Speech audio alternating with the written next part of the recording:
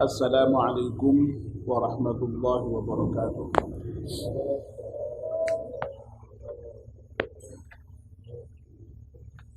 Bismillahirrahmanirrahim. Alhamdulillahirabbil alamin. Wassalatu wassalamu ala asyrafil mursalin. Sayyidina wa maulana Muhammadin wa ala alihi wa sahbihi ajma'in. Amma ba'd. Ibu-ibu, bapak-bapak, dan saudara sekalian, mari kita mulai kajian subuh kita dengan berdoa bersama-sama. Bismillahirrahmanirrahim. Ashhadu an la ilaha illallah wa ashhadu anna Muhammadar Rasulullah. Raditu billahi rabba wa bil Islam dina wa bi Muhammadin nabiyyan wa rasula. Rabbi zidni ilman nafi'a warzuqni fahman wa hukma wa alhiqni bis salihin. Amin. Bapak dan ibu-ibu yang saya hormati, alhamdulillah kita panjatkan syukur pada Allah Subhanahu wa taala yang masih memberikan kesempatan kepada kita untuk bisa bangun pagi dan memanfaatkan bangun pagi kita ini untuk beribadah kepadanya. Pagi ini kita bisa hadir di masjid, sholat subuh berjamaah, zikir bersama, dan melanjutkannya dengan melakukan kajian subuh. Kita mohon kepada Allah Subhanahu wa taala semoga seluruh rangkaian ibadah kita di pagi hari ini diterima oleh Allah Subhanahu wa taala. Amin ya rabbal alamin. Sebagaimana yang saya janjikan kemarin, bahwa kita akan meneruskan kajian kita tentang orang-orang yang didoakan para malaikat. Jadi kemarin kita sudah membicarakan bagaimana malaikat itu hadir turun di majlis-majlis zikir. Majlis zikir itu bentuknya apa saja juga sudah kita bicarakan.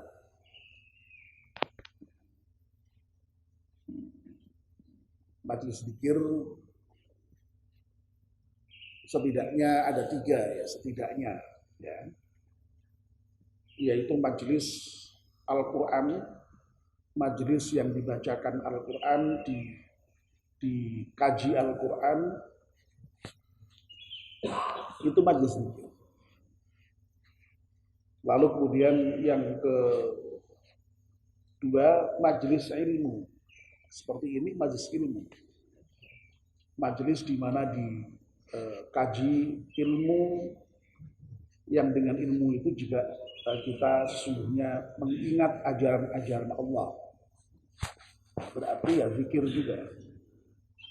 Nah, tentu saja yang paling letterlek ya majlis-majlis ketika kita di dalam majlis itu berzikir bersama. Zikir itu ya dengan mengucapkan kalimat-kalimat yang menunjukkan kita ingat kepada Allah Subhanahu wa taala. Istighfar, tasbih, tahmid, takbir, tahlil, itu semua adalah bentuk-bentuk zikir. Nah, ketika majlis-majlis itu diisi dengan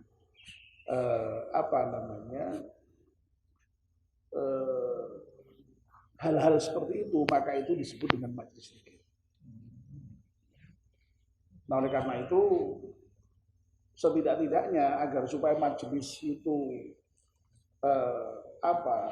setidak-tidaknya ada unsur zikirnya itu, maka lalu kemudian ketika menutup majlis itu ya dibacakan doa penutup majlis itu, biar itu menunjukkan betul kita berzikir bersama-sama. Nah, di antara bentuk doa, bentuk zikir itu ya yang sudah kita praktekkan selama ini. Membaca doa subhanakallahumma wa bihamdika asyhadu an la ilaha illa anta astaghfiruka wa atubu ilaik. Ada juga yang membaca surat Al-Asr, ya, kita gabung. Ada Al-Asr, ada doa penutup majlis sekaligus. Nah, sehingga mudah-mudahan setiap kita berada dalam satu majelis itu kemudian bisa disebut sebagai majelis zikir karena kita menutupnya dengan doa penutup majelis yang itu isinya adalah zikir kepada Allah Subhanahu wa taala. Nah, sekarang kita akan menyampaikan di antara orang yang kemudian didoakan secara khusus oleh malaikat. Ada banyak. Ya. Pagi ini saya mulai dengan yang nanti akan kita lakukan, yaitu menjenguk orang sakit. Dan alhamdulillah masjid kita ini punya program jamaah peduli orang sakit. Nah, sebenarnya peduli itu mestinya ya tidak hanya sekedar menjenguk, ya. Nanti insya Allah akan bisa kita kembangkan lebih lanjut.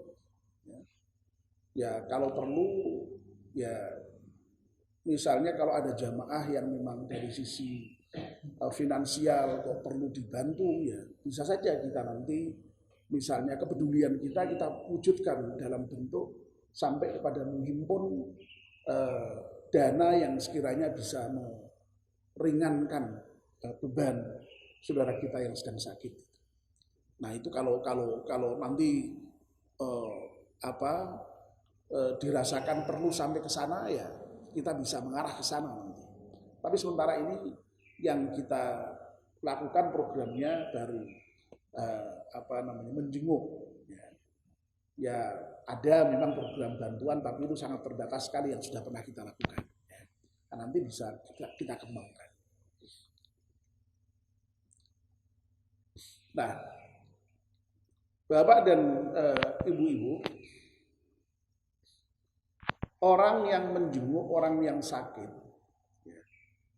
itu termasuk di antara beberapa orang yang didoakan oleh malaikat. Bahkan malahan khusus terkait dengan orang yang menjenguk orang yang sakit itu jumlah malaikatnya sampai disebut secara eksplisit 70.000 malaikat. Ya, kayak di 70 malaikat. Sepiro akeh gitu. Kuwi nek awake dhewe ngerti secara empirik, ya, secara kasat mata gitu, wah piye iki. Ya meskipun memang jumlah 70, 700, 7.000, 70.000 itu memang ada sebagian yang memahami tidak selalu menunjuk kepada jumlah yang eksplisit yang harus 7, 70, 700 itu intinya menunjukkan bahwa banyak malaikat yang diutus oleh Allah Subhanahu wa taala untuk turun dan mendoakan orang yang menjenguk saudaranya yang sakit.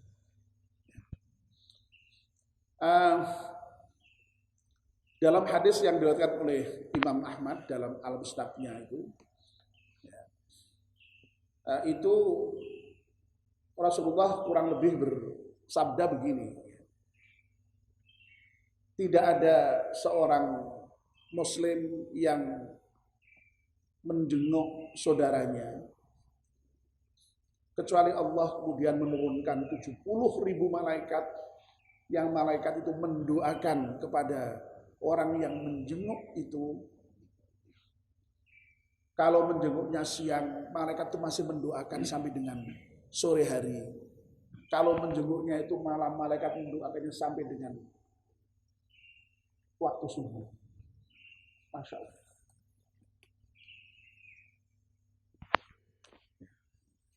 Ini kita ini belum pernah membahas hadis ini aja, alhamdulillah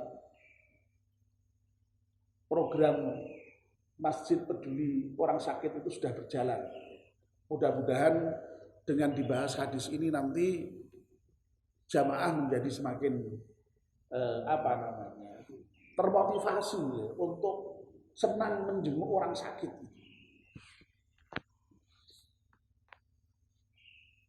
Nah,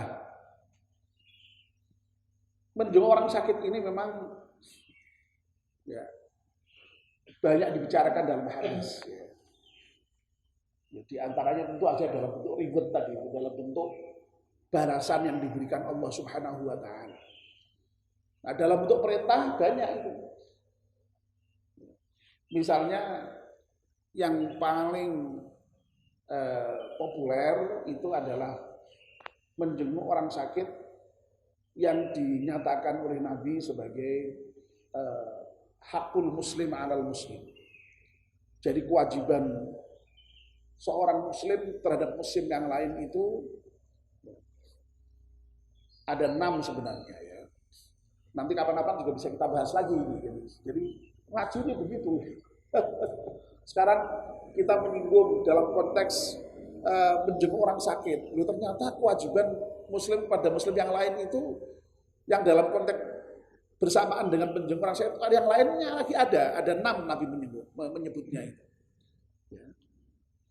Saya sebut sekilas saja, besok dilanjutkan ya. Kalau bertemu memberikan salam, ya. Kalau diundang datang. Makanya kalau diundang walimahan itu jangan sampai nggak datang itu kewajiban itu. Jadi kalau orang diundang sampai nggak datang itu dosa karena kewajiban. Kecuali ada uzur. Ya, kalau ada uzur lain lagi. Kalau nggak ada uzur kok nggak datang itu jangan sampai. Lalu kemudian kalau dimintai nasihat, berilah nasihat.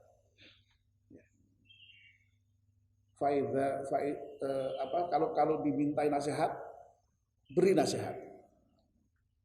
Faidha stansoha fadsohu. Ya.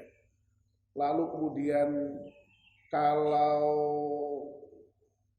ada saudara kita bersin dan saudara kita itu ketika bersin mengucapkan alhamdulillah, ya, kita wajib membalas dengan apa? Ya, yarhamukallah. Ya. Jadi kalau perempuan yarhamukillah, ya. Jadi kalau laki-laki apa? Yarhamukallah. Kalau perempuan yarhamukillah. Ya.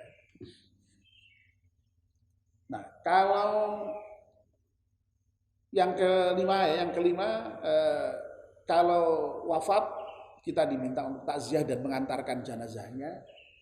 Dan yang keenam itu kalau sakit dia hendaknya mengunjungi.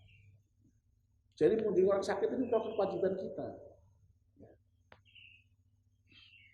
Ditekankan lagi. Dan hadis tentang itu banyak. Karena sampai di kitab hadis Bukhari itu ada bab tentang menjenguk orang sakit.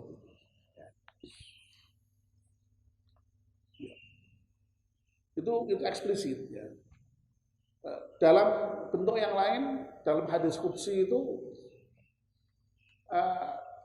hadis yang merupakan ucapan Allah langsung, tapi redaksinya dari Nabi. Ya. Jadi kalau Al-Quran itu firman Allah yang verbatim, jadi redaksinya juga dari Allah, itu Al-Quran itu. Tidak ada yang bergeser satu huruf pun. Tapi kalau hadis qudsi itu firman Allah sebenarnya, tetapi yang disampaikan oleh Rasulullah dalam bentuk hadis dan redaksinya memang tidak verbatim dari Allah Subhanahu wa taala. Itu yang membedakan.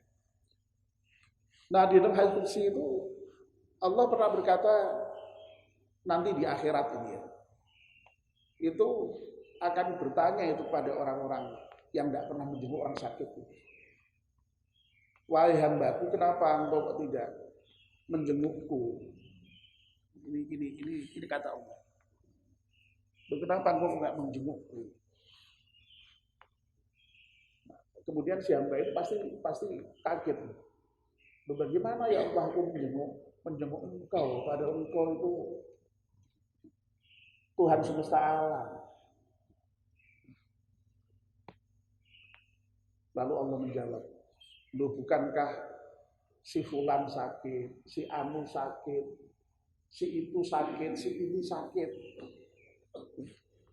Kenapa engkau tidak menjenguknya? Padahal ketika kau menjenguknya, aku berada di sisinya, aku berada di sini. Masya Allah. Ini hadis qudsi yang sekali lagi juga menginformasikan kepada kita betapa yang namanya menjenguk orang sakit itu sangat penting. Ya, sampai Allah istilahnya mengibaratkan ya, atau memisalkan dengan menjenguk Allah ya memang banyak sih hadis-hadis yang nadanya seperti itu. Kenapa aku lapar tidak engkau beri makan? Bukan berarti lalu Allah lapar. Allah tidak pernah sakit, tidak pernah lapar. Ya maksudnya kalau ada orang lapar kita beri makan, kita bantu. Nah itu. Jadi hadis macam ini banyak ya. Jadi karena kita tidak sedang dalam bicara mengenai fadilah menjenguk orang sakit, fokusnya pada tadi doanya ya. Tapi kan harus disinggung ya. Saya kira cukup sudah menunjukkan betapa banyak hadis-hadis yang berbicara mengenai keharusan dan fadilah menjenguk orang sakit. Ya. Nah di antara fadilahnya tadi itu ya tadi itu. Masya Allah ya, didoakan 70.000 malaikat. Dan mendoakannya itu dalam jangka waktu yang relatif panjang tadi itu. Kalau itu siang sampai sore, kalau malam sampai subuh. Jadi luar biasa. Masya Allah. Nah, siapa yang tidak kepingin didoakan malaikat? Kita semua saya kira kepingin. Nah oleh karena itu ya mudah-mudahan kita ini lalu senang menjenguk orang yang sakit. Nah, kenapa sampai begitu besar ya reward Allah Subhanahu wa taala terhadap orang yang menjenguk orang yang sakit itu? Iya, karena memang orang yang sakit itu kan secara psikologis sangat menderita. Ya, tidak hanya psikologis ya, fisiknya sendiri terutama sudah menderita, secara psikologis juga menderita. Ketika mendapatkan kunjungan dari saudaranya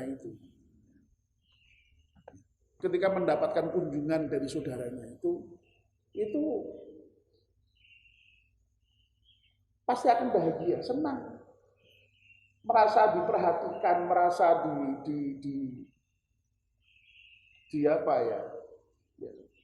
dikasihi, disayangi. Sebab orang kalau kemudian dijenguk itu ya tadi itu yang dirasakan.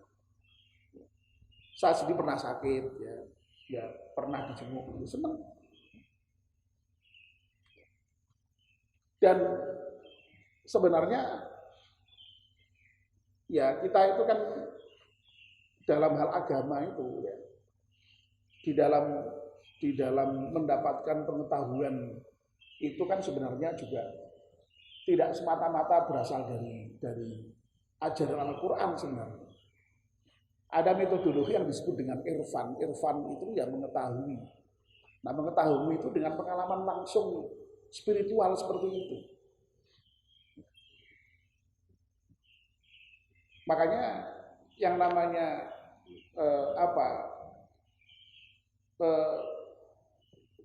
dalam beberapa hal itu sebenarnya ya kalau toh misalnya Al-Quran tidak mengajarkan secara eksplisit sekalipun kita tahu kalau itu baik. Misalnya ya itu tadi semua orang pasti senang dihormati. Nah kalau senang dihormati itu ya sebenarnya perintahnya itu ya hormatilah orang lain. Jadi tidak usah buka Quran sekalipun kita itu ngerti kalau menghormati orang itu baik.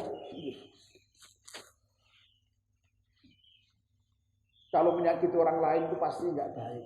Karena apa? Kita nggak senang disakiti. Jadi kalau nggak senang disakiti, jangan menyakiti orang lain.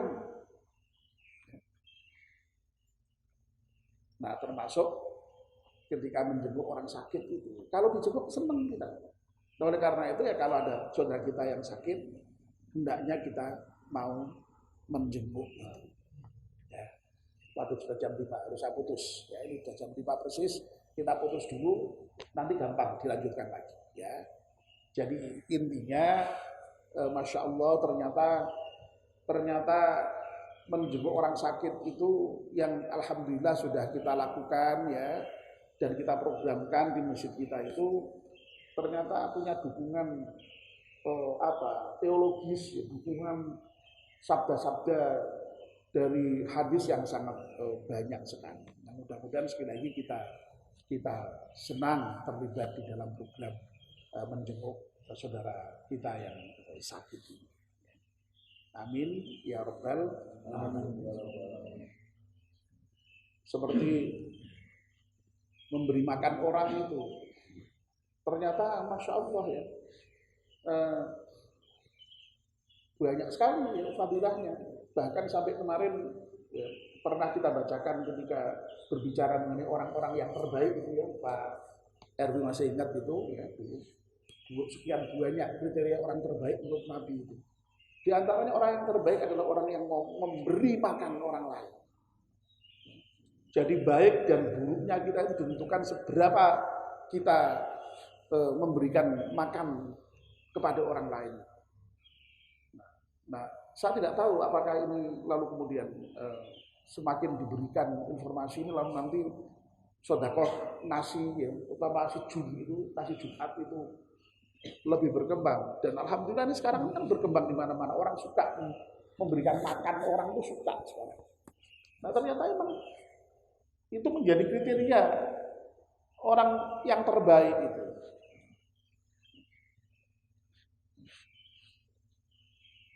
Nah mudah-mudahan pengajian-pengajian semacam ini mudah-mudahan mendorong kita untuk semakin banyak beraktivitas yang sekali lagi tidak hanya untuk kepentingan diri kita, tetapi kepentingan sosial. Ya. Itulah makanya berkali-kali disampaikan Pak Fadil dan juga sering saya sampaikan, masjid kita ini visinya adalah masjid untuk kesejahteraan. Jadi tidak hanya terkait dengan persoalan hubungan vertikal. Vertikal alhamdulillah berkembang, tapi yang sosial yang kemudian dirasakan oleh masyarakat sekitar juga alhamdulillah kita kembangkan. Ini belum saya informasikan ya, alhamdulillah yayasan kita ini, yayasan kita Masjid At-Taqwa ini belum lama ini, kira-kira beberapa hari yang lalu mendapatkan penghargaan dari pemerintah kota sebagai lembaga kesejahteraan sosial terbaik nomor 1. Tahun kemarin sudah nomor 2, nah sekarang ditetapkan sebagai nomor 1 yang nanti berhak untuk mewakili Semarang di dalam provinsi. Karena apa? Masjid kita ini alhamdulillah punya panti asuhan, punya GSR itu. Ya. Jadi yang dinilai kemarin bukan panti asuhannya, yang dinilai itu lembaga keseluruhan yayasan kita ini yang alhamdulillah dipandang memiliki fungsi di dalam mensejahterakan masyarakat. Ya. Jadi alhamdulillah, jadi tidak sia-sia kalau kita kemudian menetapkan visi masjid untuk kesejahteraan itu. Kita tidak mengharapkan penghargaan dari pihak manapun, tetapi itulah hukum alam dan itulah yang disampaikan Allah itu.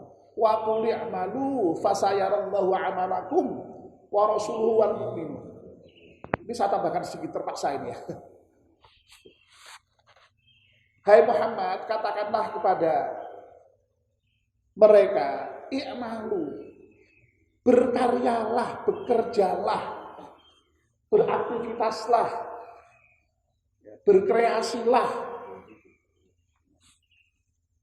Kalau kamu sudah berkarya, bekerja, berkreasi, beraktivitas, fasayarallahu amalakum, maka Allah akan melihat amalmu.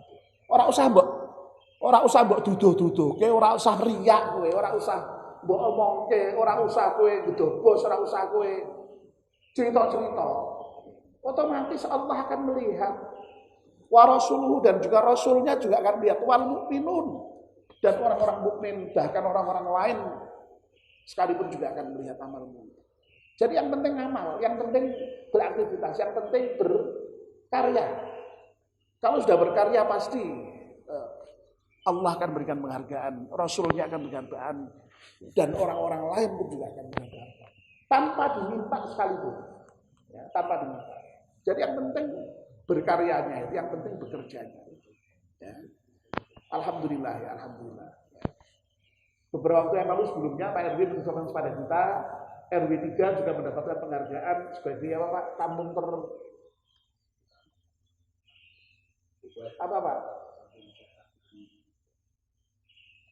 Kampung bersih dan sehat. Ya. Itu alhamdulillah diantaranya atas peran GSR yang merupakan bagian dari masjid kita. Jadi alhamdulillah lah. Jadi kita ini ingin mengembangkan sinergi antara RW dengan masjid, bahkan antara kelurahan dengan masjid. Ya. Nah mudah-mudahan diberkahi Allah Subhanahu Wa Taala. Amin ya Rabbal Alamin. Mari kita tutup. Pak, mohon maaf ya terpaksa lebih 5 menit karena terpaksa saya sampaikan informasi itu saya belum sempat menyampaikan itu ya. Jadi dan terima kasih kepada ibu-ibu ya pengurus yayasan terutama yang ada di Kafaratul Yatama dan di GSR itu. Ya. Dan ini juga mudah-mudahan juga semakin menambah semangat kita di dalam rangka untuk menghidupi KY dan menghidupi GSR itu. Amin ya Rabbal Alamin. Bismillahirrahmanirrahim. Wal 'ashri innal insana lafi khusrin illal ladzina amanu wa 'amilus shalihati wa tawassaw bil haqqi wa tawassaw bis sabr. Subhanakallahumma wa bihamdika asyhadu an la ilaha illa anta astaghfiruka wa atubu ilaik. Wassalamu alaikum warahmatullahi wabarakatuh.